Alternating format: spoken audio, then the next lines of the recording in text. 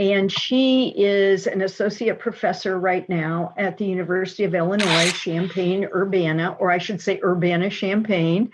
And her research, service, and publishing has all been centered on information access, intellectual freedom, and censorship.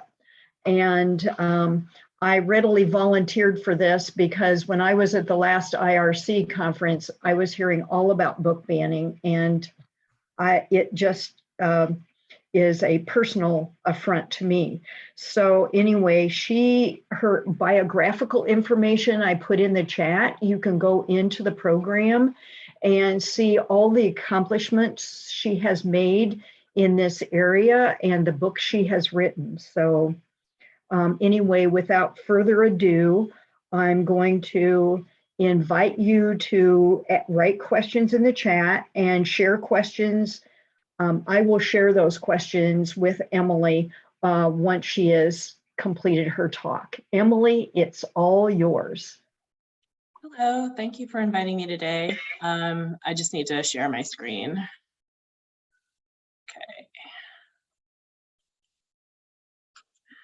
Okay.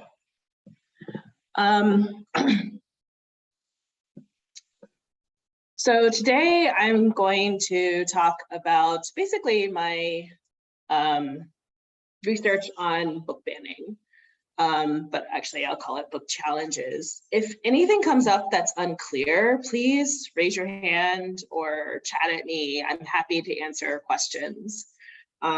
I've actually given, not surprisingly, a lot of these talks over the past year or so.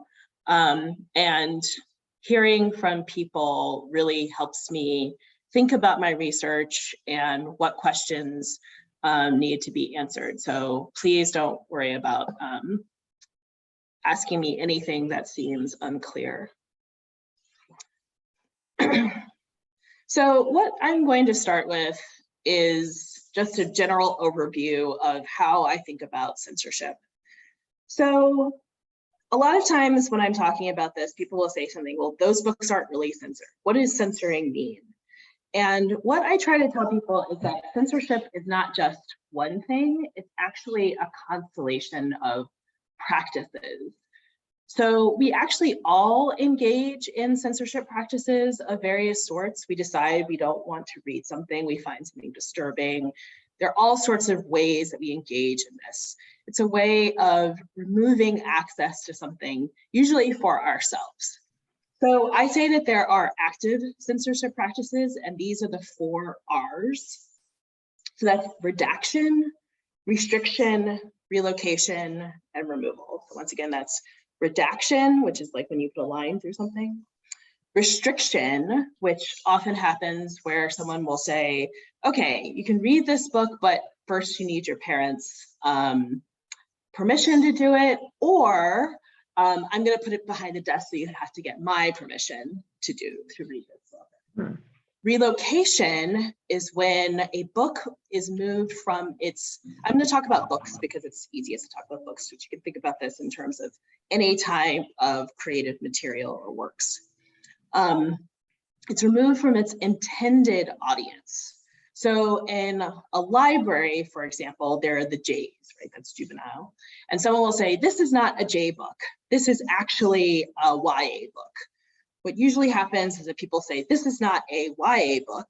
This is actually an adult book, even though that's what the author intended it to be. They intended it for young adults.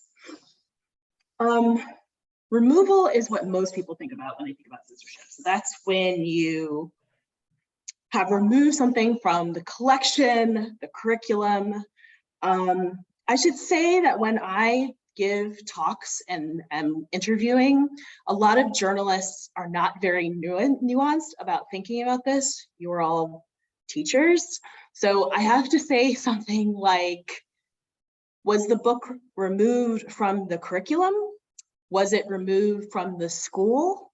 Was it removed from the summer reading list? Those are all very different. So I try to get people to think more in a more nuanced manner about what people are requesting when they have these book challenges. I also talk about things about passive censorship practices. This is like self-censorship, where you decide, I don't know if I'm going to write about something because I'm worried about backlash. There's also bias. So you decide something like, I don't know if I'm going to talk about this in my classroom because I disagree with it, or something like that.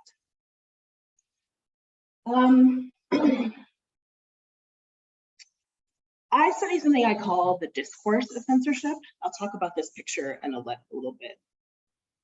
So this is really, I'm looking at the language that people use to justify those censorship practices. So we live in a world that is very attached to things about freedom. So how do we say, I don't think that you should be free to do this, to read this book, to encounter this information? So I'm interested in the relationships among power, identity. So someone will say something like, I'm a taxpayer, I get to decide what you do in your school. And the nature of knowledge. How do we understand the way that knowledge informs the upcoming generation? So this picture is actually from the McMinn County School Board. McMinn County is in Tennessee, is where Mouse was removed from the school. This is the school board meeting immediately after it was removed. This picture is actually a little cut off, but there were people out the door. They didn't allow people to stand inside the room. Before COVID, you would often see people just standing. Everybody had to sit down, but there are people going out the door. One interesting thing about book challenges is that they bring all sorts of people out. People become very engaged in their local community, their local institutions, on either side, right? To talk about why books are important to them, why it matters. And so this is actually one of the things when I was doing my research, I would try to go to these book hearings to see how it actually felt in the room. And I've got to say, it's often very tense, but it's always very exciting. So some of the things I'm interested in is the status of public institutions and communities. So how do people think about their local schools, their public libraries? How people understand institutional practices. A lot of things are very black box in our public institutions. Almost no one has any idea how curriculum is made. People have no idea how books get on the shelf. These are all just things that happen kind of by magic. My kid goes to school, they come home, there's homework, right? They don't have any idea about the work that goes into planning lesson plans. I go to the library, there are books on the shelf. How those books appear there is just unknown to most people. But I'm actually primarily interested in reading practices. How do we understand the way that people read? So I talk a little bit about, about the importance of reading and controlling knowledge. And I just like to show this particular picture because it shows Ted Cruz looking at Anti-Racist Baby. This is actually so common. When I saw this picture of Ted Cruz talking about this particular picture, I have tons of pictures like this from book hearings over time where people blow up pictures to talk about why they don't like a particular book. This is during Ketanji Brown Jackson, Justice Jackson's hearings. And I just was really kind of amused by it. Ibram X. Kendi has become such a lightning rod for all of his books, including this picture book about raising your baby to be anti-racist. So when I talk about controlling knowledge, what I actually am talking about are something I call interpretive strategies. So when people encounter texts, they bring their own baggage to them. And I use Stanley Fish. This is their text in this class. It's one of my favorite books. He talks about interpretive communities, how reading is actually social, and that there is no meaning embedded in a text. So you might look, for example, at Anti-Racist Baby and see one thing, while Ted Cruz looks at it and sees something completely different. You have different interpretive communities when it comes to this particular book. This interpretation is what creates meaning in the book. I also look at Elizabeth Long, her work that's published in the Ethnography of Reading. She looks at things like book clubs, about how reading is actually never solitary, even though we often talk about it that way.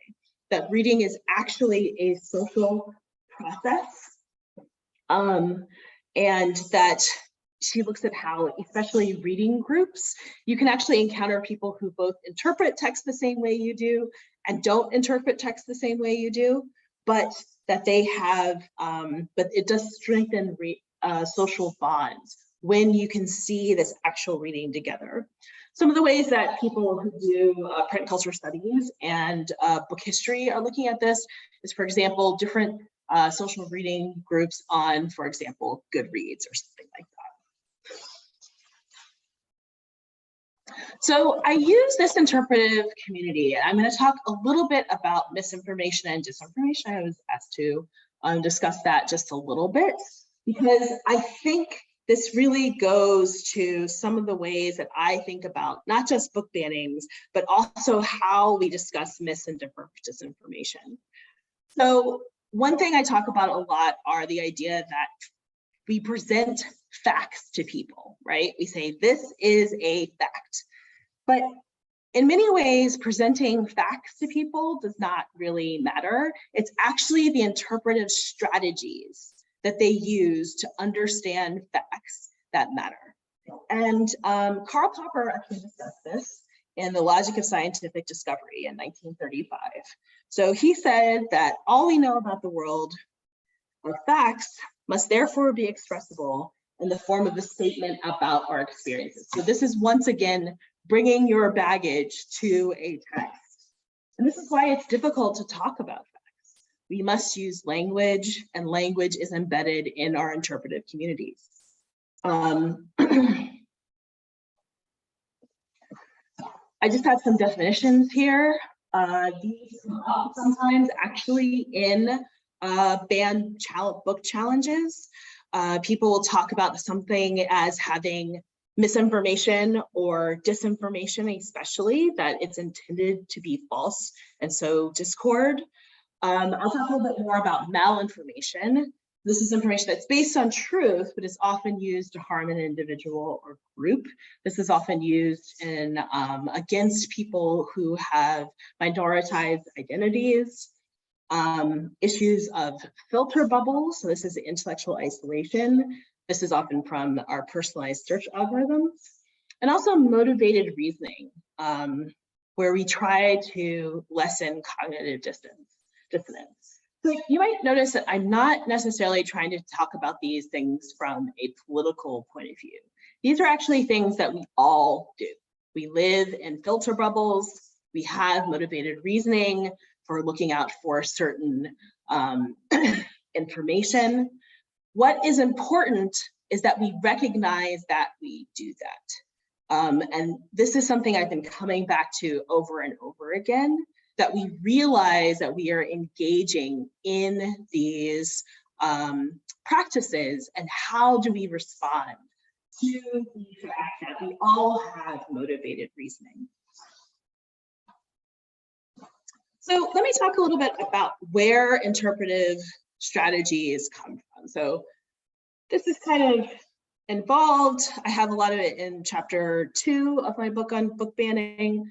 But what I basically do is look at how we have received interpretive strategies for reading, basically from the medieval ages. So one of the most important things that people talk about with book bannings is the idea that we read silently. Now this might seem to come out of left field, but in fact, people used to not read silently. The monks would sit in the refectory to eat, and someone would read the Bible out loud to them. Now, that might not seem like a big deal, but what it means is that somebody in authority, the abbot or the priest or whatever, would know what they were reading. And if there was any way that something would be misinterpreted, they could jump in and say, and this is how we should think about this. When you read silently, there's no opportunity for doing that. Reading becomes a very inward focused thing. You don't actually know how someone might be thinking about something. You don't actually even know where they are in the text. This is especially true with e-readers. And so it actually comes up all the time with challengers, interestingly. They'll say something like, I saw my kid reading this, and I could see that they were embarrassed about it. And then they'll say to teachers, for example, if you don't feel like you could read this out loud to your students, then it is an inappropriate book, right? So this reading out loud, which didn't start until, the silent reading, which didn't start until the Middle Ages, is something that's very important when we think about interpreting texts. Some other things I think about are some of the things we received from the Reformation. This might also seem like out of left field, but basically what the Reformers said was, the road to salvation is through this text, and there's no one between you and the text. If you read the Bible, you can find everything you need to save your soul. What I focus on is that idea of reading. If you read the Bible, you can find anything that you need to salvation. That's actually giving text a lot of power over somebody, over their own soul. This is this doctrine of sola scriptura. It actually freaked the Reformers out. And what they actually eventually started doing, because they became so worried about people interpreting the Bible wrong, is they started putting annotations around the Bible to make sure that people would interpret these very powerful texts the right way. In the modern era, we often say, what comes up a lot is that there are only certain people that can have critical distance from a text. The people who basically can have critical distance from a text are cis white men, quite honestly. Women and children are seen as being too emotional to have distance from a text, which is why children's books are often the books that are challenged. The part about women may seem strange, but in fact, there were many libraries that refused to collect 50 Shades of Grey because it is erotica, right?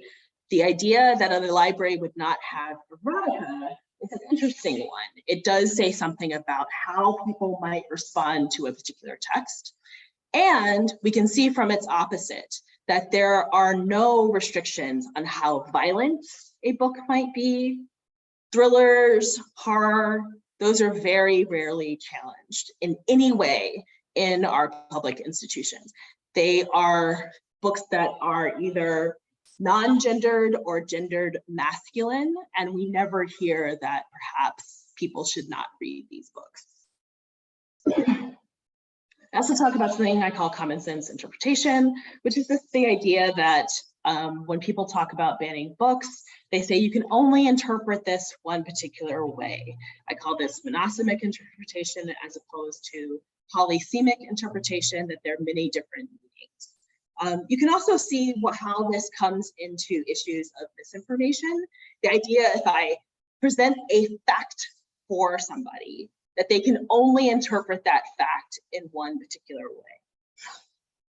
So why is it so hard at the moment to respond to some of the different things that we see with book challenges, or actually, sorry, with misinformation, disinformation? One thing I talk about is the idea that information used to look like this, that it was very easy to see the difference between, say, a newspaper, a book, and a magazine. all of our style guides are really based on this idea that you are holding something in your hand and you can see that it's a book. But in fact, that's not how people get information at all. It all looks kind of like this, just a screen of some sort. You have to look at the actual record to say, oh, this is a record that's from a particular medium type, but it doesn't actually make any sense. This is something I'm really thinking about as I think about how do people respond to different types of.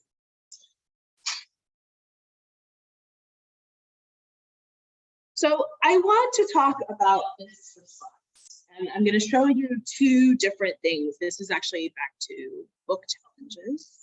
So the one on the left is from Moms for Liberty. This is for the Wit and Wisdom curriculum in Tennessee for Williamson County. You can find it freely available online. I recommend that you take a look at it, because it really shows how they interpret certain images, texts, words in different ways than you might expect. So they're upset about four different books here. Martin Luther King and the March on Washington. Ruby Bridges Goes to School, My True Story by Ruby Bridges. And, three books. The Story of Ruby Bridges by Robert Coles, Separate is Never Equal. So I'm going to focus on book 2, Ruby Bridges Goes to School by Ruby Bridges. They argue that pages 2 and 3 depict photographs of a neighborhood sign that says, "We want white tenants in our white community," and a smiling white boy holding a sign that says, "We won't go to school with Negroes." Pages 14 and 15 show a group of white people holding a sign that says, "We want segregation. We don't want to integrate." And my favorite one is that they are upset on pages 24 and 25. That shows the Norman Rockwell painting, one of our most avant-garde artists of all time, of course. The Problem We All Live With, depicting Ruby Bridges walking to school with the N-word in the background. The other thing they are quite upset about is the word injustice that is used throughout this curriculum. And they have every single mention of the term injustice as as part of this letter whenever it is used in Wisconsin. They see injustice as essentially a dog whistle for providing a different way of thinking about the world to kids. I just want to present this because I think it is a stark understanding of how texts that might seem innocuous, Norman Rockwell's The Problem, how people interpret those very different ways. And in fact, this is really what book challenges are all about. On the right, I have a request for consideration. This is for the Hate U Give. This is from 2016 in the Katy Independent School District in Texas. Tony and Tanny Downs, they sent in this particular request. And I really want to highlight at the end, this is where they say, "We see no literary value to this book." This was actually before the George Floyd protests, but they are arguing that this is a book that just has bad language, includes violence, and I think it's important to see how this particular text can be understood by people differently. Very quickly, I'll just show you how I do my research. Basically, I take people's arguments, I look at the discourse of censorship, I highlight them for common themes. So here we have one for knowledge effects. Also, I said the thing about reading out loud, but what I found out is you can't read them out loud, then that's an indicator that it's not a good thing to have in our school. This is another one about the bluest eye, which often comes up. And when I talk about diverse books, I'll go a bit into this in a minute, but people often say you can have, this is an example of a restriction, you can opt out of reading this book. Also, the idea of the one story. So you can just read something else other than The Bluest Eye, and it will give you the same understanding of Black life in America as The Bluest Eye does, that it's a comparable learning experience. This one story is from Chimamanda Adichie, and she talks about how when we discuss diverse books, we really are often saying there's only one story that people are able to tell. So very quickly, the themes of institutional practices.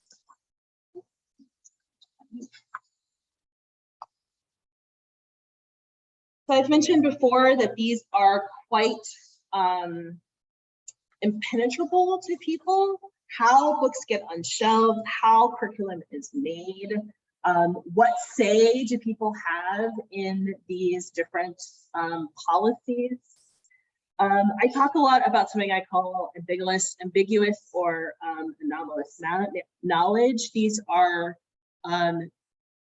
this is knowledge that people are not sure how to respond to. So something like The Bluest Eye, it does have a lot of violence in it. Actually, it's true of almost all of Toni Morrison's book. They are extremely violent because they are talking about generational trauma. But this is difficult knowledge, and who should be taught this knowledge? This is actually what a lot of book challengers are discussing. As we'll talk about things like permissions, how people ask for certain books to only be read to kids if, for example, their parents say it's okay. This is just a little bit more about reading. I discussed common sense interpretations, that a text can only be interpreted one way. So that's very clear from those previous things from Moms for Liberty. And they have no idea that a text could be interpreted in a different way. The idea that words say what they mean and mean what they say, there's no room for alternative interpretations. I mentioned a bit about the fear of undisciplined imagination. Also, I want to talk a little bit about imaginative visualization and mimesis. That's actually what I'm trying to show here, the idea that things leap out from the book. So this is an altar book for Grimm's fairy tales, and this is kind of how people think about how reading works, that in fact, it leaps out of the book and into your mind without any interpretation around it. And there's a lot of fear that people will imitate what they see in a particular book. We can especially see this with the current worry about books about gender right now, the fear that if my child reads a book that is about a kid that is questioning their gender identity, then my child will question their gender identity. And then also the idea of reading for short and long-term effects. This is essentially a slippery slope argument that reading this book will lead to short-term effects of, say, wanting to try drugs, or long-term effects of bad moral character overall. So here are some of the books that are really being challenged now. Actually, when I look at this particular collage of books, what I actually see are books that have been on the ALA's most challenged book for a very long time. Jazz Jennings' book, I Am Jazz, her book has been on that list since it came out. How to Be an Anti-Racist, of course, is on here. Every single one of Ibram X. Kendi's books always gets challenged. Gender Queer is on here. I believe that's the most challenged book from 2021. Drama, Rainer's books, all of her books get challenged all the time, and All Boys Aren't Blue. So when we see the books that are really on the list now, we see that they are actually presenting a different way of thinking about our world, right? We in fact do not have a shared idea of how to talk about our world, our society, our history, And these books are presenting an alternative to the received history that we have had over time. It's actually not surprising that there has been such a backlash to these books. They really are going up against how we might have thought our own country works, how people work.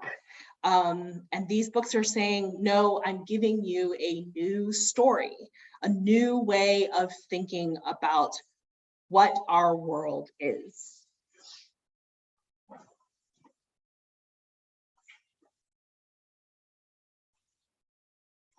I'm actually going to skip over that one. What I think we are actually leading to, and this is from my former colleague, Nicole Cook. She has a book on, this is an article called Tell Me Sweet Little Lies on malinformation. And she talks about how we must have critical cultural literacy. And that's actually what these books are leading to, and why this has been such a reactionary response to the increase of diverse books in curriculum and on public library shelves. So she says that in order to have critical cultural literacy, this is what our students need to know. They need to have information and media literacy, design literacy. I think this is very important. This goes to what I was talking about before, when everything just shows up on screens. Political literacy. So this is the idea of knowing the history of politics in America, how and across the world, how certain policies actually have been developed over time. Historical literacy. The example I like to give for this a lot is actually Columbus Day. Columbus Day used to be some random holiday that had sales, but of course recently Columbus Day has been interrogated, and people say we should actually talk about this as Indigenous Peoples Day, that we should talk about how the genocide of the people who were already here when Columbus arrived. This is of course a new story, a way of talking about our history that many people are uncomfortable with. Emotional literacy. How do you respond to difficult knowledge? How are you centered? Do you know yourself well enough when you encounter ideas or facts that might be uncomfortable for you? Cultural literacy, knowing about cultures other than your own. And then racial literacy. So this is really understanding different histories and different ways that people,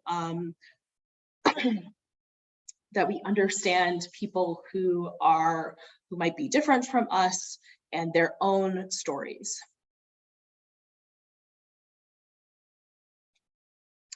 So I really focus on this, the idea that challenging books silences certain stories, that it's important to speak out and speak up for different ways of understanding our society and the world.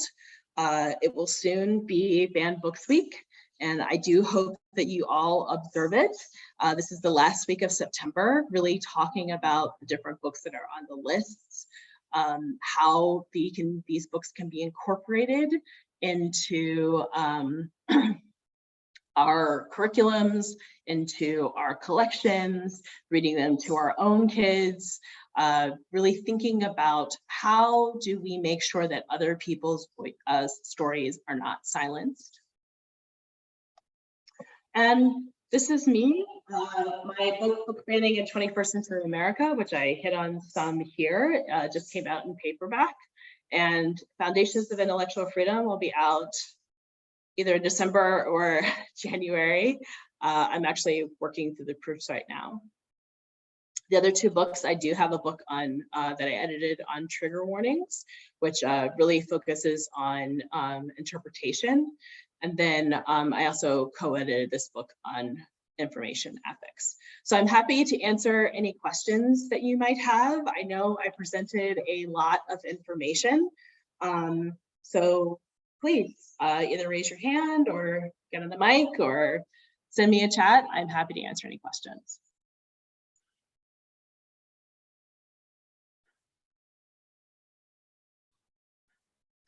Emily, I'd like to know, and I'm sure some of our attendees would like to know, what can we personally do to prevent book banning or to address book banning in our school districts? So you cannot prevent book banning. I think that's just a really important thing to know. There's no way to do that. I have my students read How You Cannot Censor-Proof Your Library. It came out in like the early 80s, but because people have different interpretations of text, you cannot prevent people from being upset about something. It's actually not even worth it to try to do that. What I'm very worried about right now is that principals are just removing books because they think that someone is going to be upset about it. There's no way to know. You cannot make sure that people will not be upset about something that you have. What you can do, though, is support people who have who are currently going through challenges. Show up to the school board meeting, to the library board meeting. Also become comfortable yourself with discussing difficult topics. So if you are not sure how to really discuss something in one of those books, so, you know, if you're reading Genderqueer, for example, are you comfortable yourself actually discussing these topics with people you know?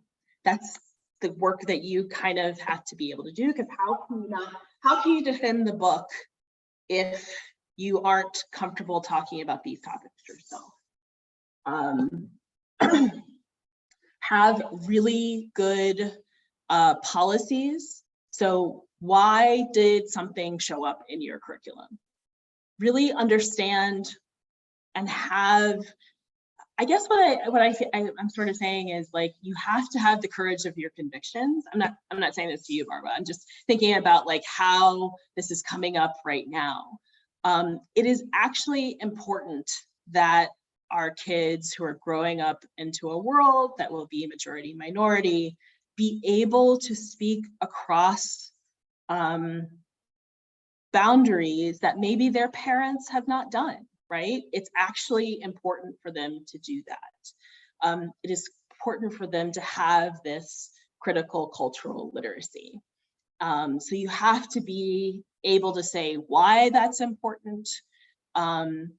What we kind of do, and I'm saying this myself also, is that I don't always like explaining why I do something, right? I just think it's the right thing to do. And so I'm like, you have to do this, right?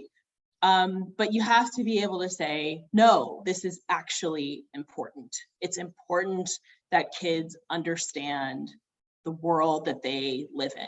And in fact, people who are non-binary exist. This helps them understand that. In fact, there are people who have been killed by the police. This book helps them understand that. I think the more we can be honest about how these are actually very difficult topics, and they can be, they do throw our priors up in the air many times. I think the better off that will be. Wait a minute. I think the thing that bothers me is back in the 90s, I used to have a mixture of books that I could use with my students. We didn't use the reader. We read Mildred Taylor, we read Sing Down the Moon, we read all about death, we read about poverty and all these things, and no one was upset. Now, all of a sudden, everyone's upset. Yeah, I mean, this is because we are becoming a different world. Like, this is because our society is changing. We should have actually expected this in many ways. Like, there's no way we would not have this difficult reactionary response to the changes that are going on in our society. I see there's a question about camp. And having graphic novels with visual cues. So I think there are a couple different ways of dealing with this. First of all, you have to know what sort of risk you're willing to take for yourself. So different people have different risk tolerances. They have different positions in their lives. It might be that you, the person who are asking about reading camp because of your own intersectional identity, are not actually the best person to have camp in your classroom library. I know that's not necessarily what we want to think about, but it might be that actually one of your straight allies is actually the person who should have camp in their classroom library. So just think about who you are and what your own circumstances are. The other thing is that this really goes to how we all need to be more comfortable talking about sexual behavior. I know that seems very blunt, but I've really been thinking about this a lot. It bothers me that we are so much better about talking about violence, that we have so much violence in our world, and we kind of just ignore it in many ways. Like, it's not a big deal for our news to talk about how many people were killed in so this and this place, and it gets kind of just glossed over. We have to be, to ourselves, come up with why it's important that, along with other literacies, that kids develop their own sexual identities. And in fact, sexual identities are part of who we are as people. And this is why it's not really something you can take on by yourself, right? This is really something that, as a community, talking with your fellow teachers, that you might need to talk about. The visual portrayals will not fly in some districts. I'm just putting that out there. Like, that is not going to work. So you really have to know your district. It might be that another book would work better. I wish I had like a really good answer for that, but it's actually knowing your own students, who you are, thinking this through, talking it over with people. That's actually why those policies are so important, because when you discuss the policy, it's actually how you figure out, who are my allies here? How do I know I'll be supported by your administration? That's the other thing I worry about, is that administration will not support you. You have to know that your administration would support you.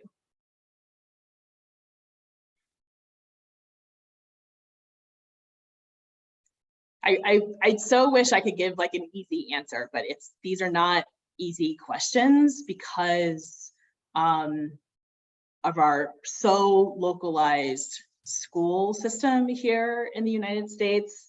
Yeah, in other countries, you know, there's a sex ed for the entire country. Like, that would not even, that's not even a thing here, right? You might have one school and that's it, and it's your rural area. So please, I guess what I'm saying is, watch out for yourself first, and realize that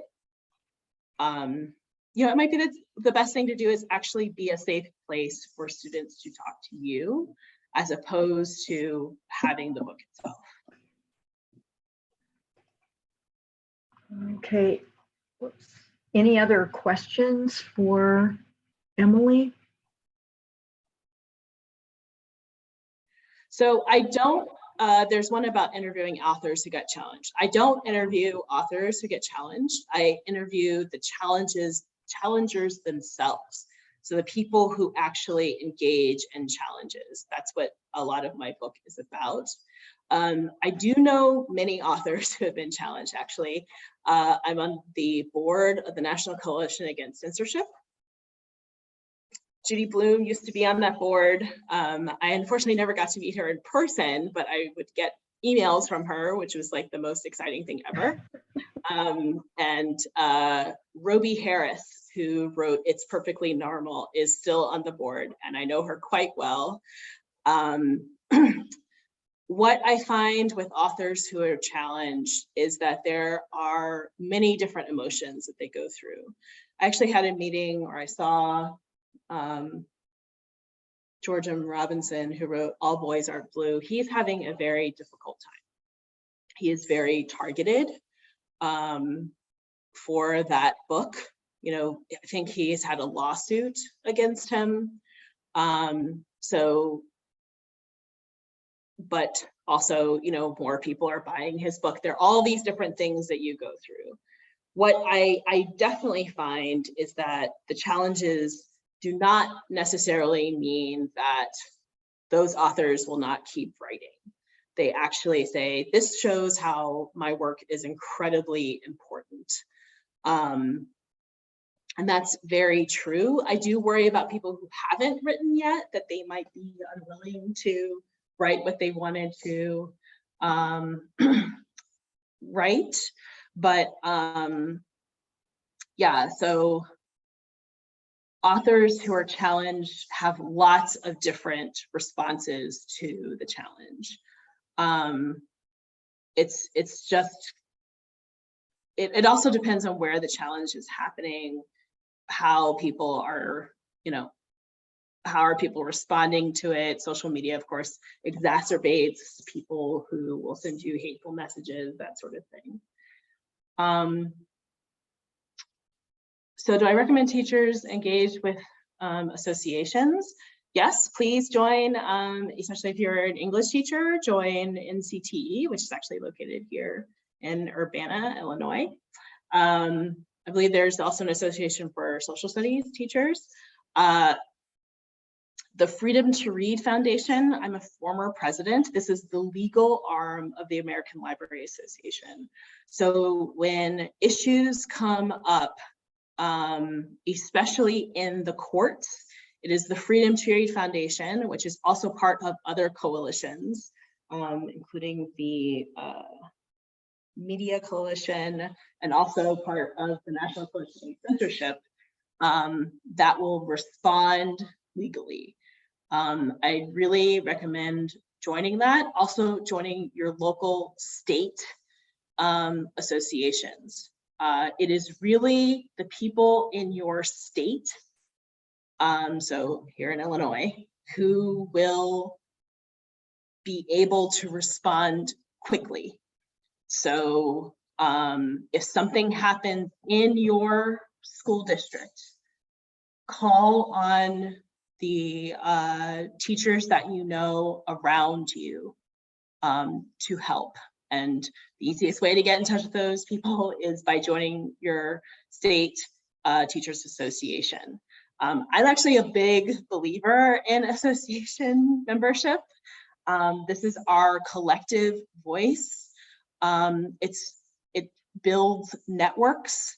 It means you can reach out to people very quickly. If you are part of the association and you write the executive director, they can find someone for you to be like, why don't you talk to this person? Because what I really don't want is for people who are going through this to go through it alone. That is the worst thing that can happen. Know that you are not alone. It may be extremely difficult. People who go through these challenges, quite frankly, they often are not able to stay where they are. They often move, leave their jobs. It's very, very difficult. So it's most important that you are available for those people going through these challenges, and that if something happens with you, that you have someone to reach out to. Yeah. Emily, I thank you so much for all this information, and you've given us some paths forward, joining associations, working with colleagues, all those kinds of things. And I think that's exactly what we need. So I'm going to put Emily's evaluation in the chat box. Oh, there it came up. Great. Okay, so and definitely I appreciate everything that you're helping us with here. It really, I teach new teachers and I found it very helpful. I would like to also say that we have 2 books to give away, and I'm going to check and see. One of them is Ruby Bridges, and the other one is, oops, I got to find it. And they're going to go to Tony Nicolade for putting in information in the chat, and also to Joey R for putting some good questions into the chat. And the other one is there a text in this class? So those 2 books. So I think you can choose which one you want. If you're teaching, you might want Ruby Bridges. If, depending on what grade level you're at, you can choose. So I want to thank you so much, and we've learned a lot from you, Emily. Yay.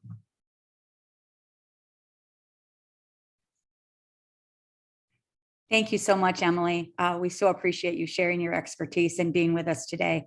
We know how terribly busy you are, but this was such an important conversation. Even though sometimes it's tough to respond to some of the questions. Thank you for handling things so eloquently. We appreciate your thoughtfulness with regard to book challenges, and to all of our folks who participated in asking questions.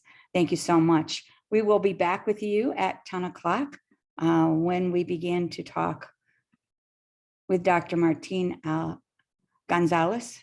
I've never experienced a presentation like that before. The importance of telling stories unapologetically in our classrooms. So take a very quick 5-minute break and come back and join us at 10 o'clock. Thank you, everyone.